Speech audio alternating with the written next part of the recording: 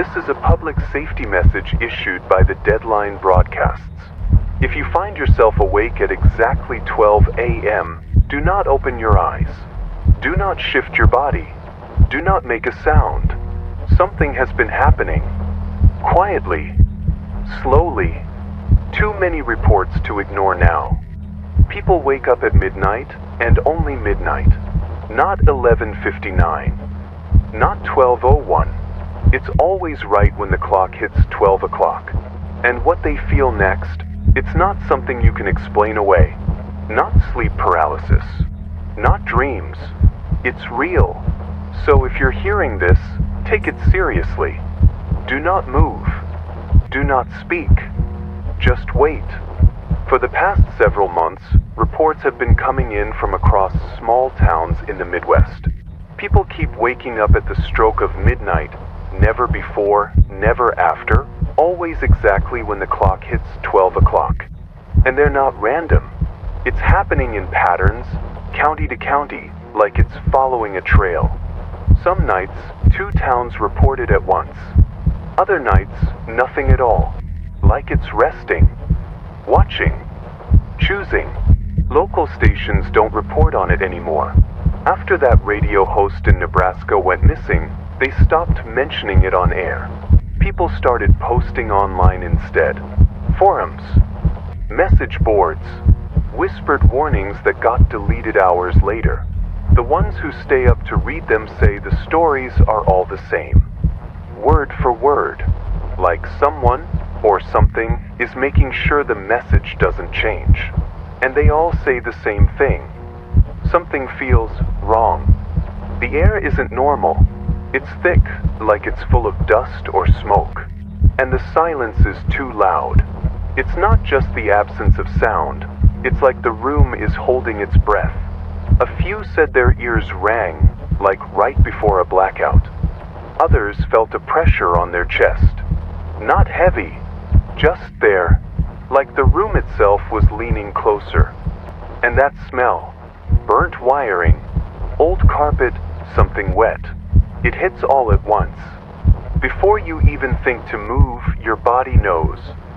Something's already wrong. They hear something breathing in the room with them. But it's not their own breath. It's deeper, slower, waiting, not from a corner, not from above. It's everywhere, like the walls are exhaling. One guy said it didn't sound human, more like a machine trying to copy how we breathe, but getting it just slightly wrong. Too long between inhales, too wet. Sometimes it matches your rhythm, then it shifts, like it's trying to lead, like it wants you to follow. You can't tell where it is, but it can tell exactly where you are. Whatever it is, it doesn't like light. It doesn't like noise. It doesn't like to be noticed. A flicked lamp. Gone. Power surge. Every time. Even a phone screen, the glow draws it closer. People say the second light hits the room, it goes still, like it freezes. But not because it's scared, because it's thinking. Sound makes it angry. Not loud sound, just attention. Recognition. It hates being known. One man in New York opened his eyes. He saw a shape near the ceiling, long, thin arms, bent wrong at the joints. Just watching. It didn't move. Not right away. He tried to blink, but the shape stayed, frozen there, silent and still. At first, he thought it was some trick of the shadows or exhaustion messing with his mind. But no, it was real. The arms stretched out slowly, bending in ways that made his skin crawl, twisting like broken bones. And those eyes, if you could even call them eyes, were empty, black holes that swallowed the light around them. He was rooted to the spot, heart pounding so loud it filled the silence. He was sure it could hear him, but it didn't move. Not until he dared to look away. Another woman in Kansas said she felt something sit on her bed, but nothing touched her. It just made the mattress sink. Then she felt cold breath on her face. She didn't scream. She just cried quietly. The next day, she was gone. Her room was empty. No trace. She told them later it wasn't like a person sitting, more like a weight, heavy and wrong. Like the bed itself was alive. The breath was icy, but not just cold, wet like fog rolling in through a cracked window.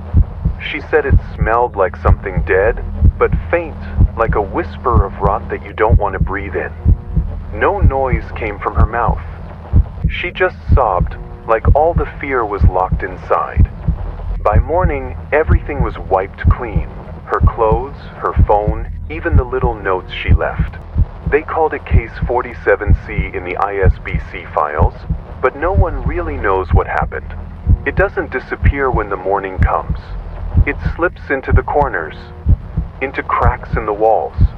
It waits, not gone, just hiding, like it's watching through every shadow, every crack.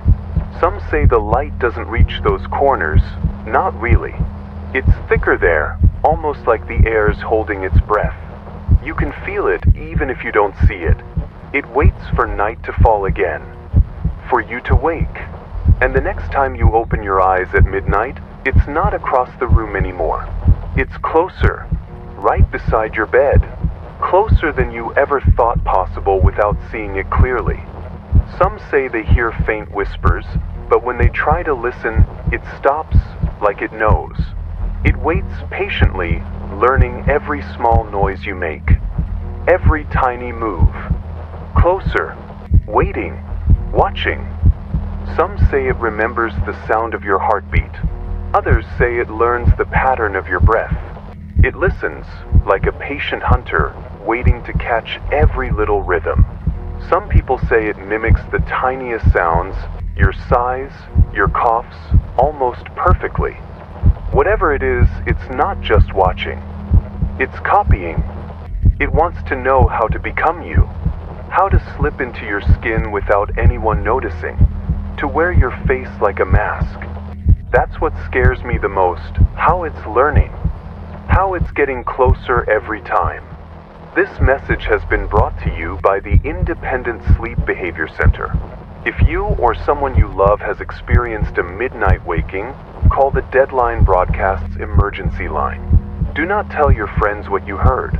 Do not try to record it.